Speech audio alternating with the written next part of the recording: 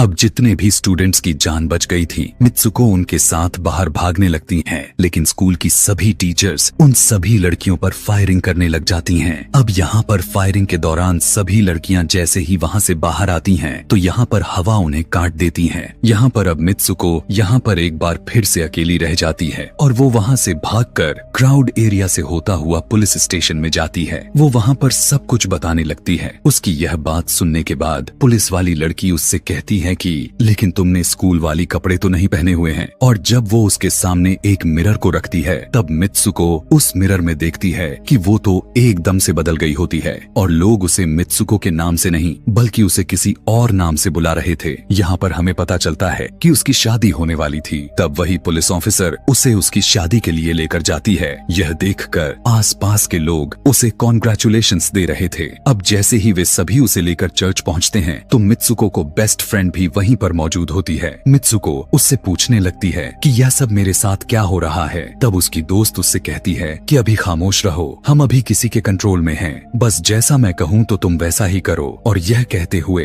वो उसका wedding dress पहनाती है और उसे वहाँ जाने के लिए कहती है। अब जैसे ही वो अपनी मैरिज सेरेमनी के लिए आगे बढ़ती है, तो वहाँ की सभी लड़कियाँ उसका मजाक उड़ाने लगती हैं। यह देखकर उसकी बेस्ट फ्रेंड एक एक करके सभी को मारना शुरू कर देती है। जिसके बाद जैसे ही मित्सुको आगे बढ़ती है, तो उसके ग्रूम की जगह एक ताबूत खड़ा हुआ नजर आता है।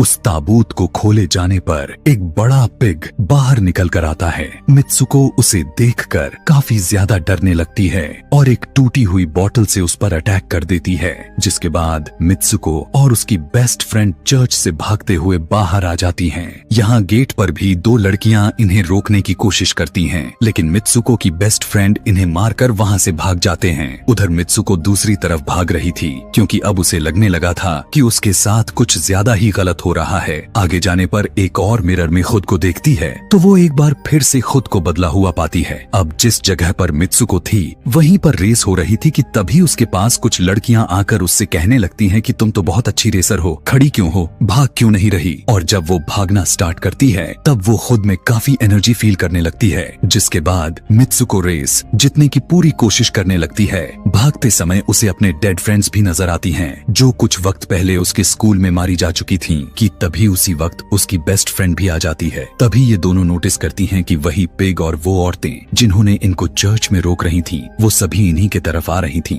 भागते समय कुछ लड़कियां मित्सुको से कहने लगती हैं कि इस दुनिया से बाहर चली जाओ। इसके बाद हम आगे देखते हैं कि मित्सुको